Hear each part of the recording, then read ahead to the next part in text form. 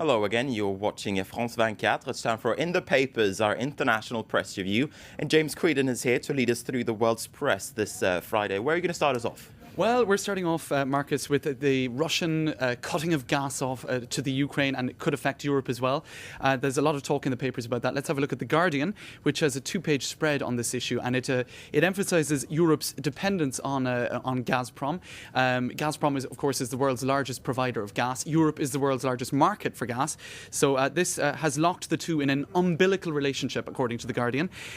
So it says that a big issue, it also has a map, is trying to find alternative routes which bypass Russia to reduce this dependence on Gazprom. Because most of the pipelines now, they go through Ukraine. They go through the Ukraine. 1/5 of European gas comes through the Ukraine. So they're trying to find alternative routes. One of those is the Nabucco pipeline, which would go through Turkey and Azerbaijan, taking gas from the Caspian and bypassing Russia. So this is going to be one of the priorities of the Czech presidency. Have a look now at this headline in the Daily Mail, capturing some of the worry.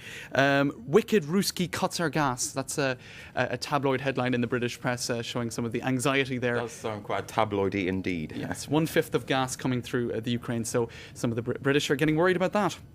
So, James, the Israeli foreign minister, she was in Paris yesterday on Thursday. What are the papers saying about that? Well, the French press obviously is full of headlines about that. Aujourd'hui en France says that it wasn't really that successful a meeting for Nicolas Sarkozy. The headline there, the firmness of Israel's Livni at the Elys Palace. And she didn't really accept Sarkozy's proposal, of course, for a truce with Hamas.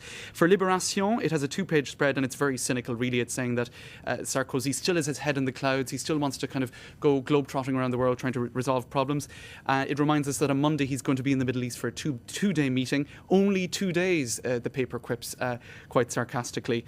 Le Figaro has a more positive spin, saying that while Sarkozy isn't at the head of the EU anymore, he is still at the head of the Mediterranean Union, along with Mubarak in Egypt. So that will give him some leverage to negotiate perhaps a truce at some point down along the line. Now, how is the Arabic language press and the Israeli press reporting Livni's visit? We'll have a quick look at the national newspaper in the United Arab Emirates. They're reminding us that the Czech Republic is also quite anxious to get in on this, that they are organising a visit to coincide with Nicolas Sarkozy's visit on Monday.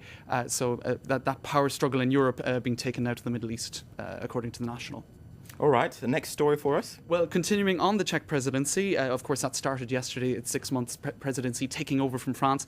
Libération says that it's a very Eurosceptic country, as we're aware, and this may worry some of the 26 fellow EU member states. The Czech Republic and Prague are dubbed as Europhobes by the paper, perhaps a little unfairly, and it says that the slogan for its presidency could be slowing down Europe.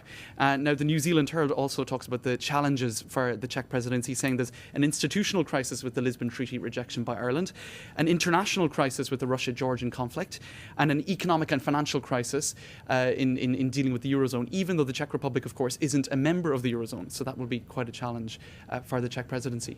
Now, next story, Slovakia, the Czech Republic's neighbour, it joined the Eurozone also on the 1st of January.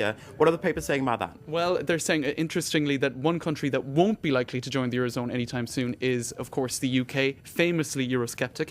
Have a look at this photo of a very nationalistic British guy burning, is that a 10 euro note? I thought it was a 50 euro note. Indeed. Maybe he was even too sensible to actually burn a 50 euro note. Well, 7 out of 10 Britons are opposed to joining the euro currency, according to the Herald newspaper. This, of course, even as the sterling slides in value massively, so the British are still remaining very nationalistic, and they're not going to be joining the euro anytime soon. All right, James Creedon, thanks very much for that press review, and thank you for watching it. Stay with us here at France 24.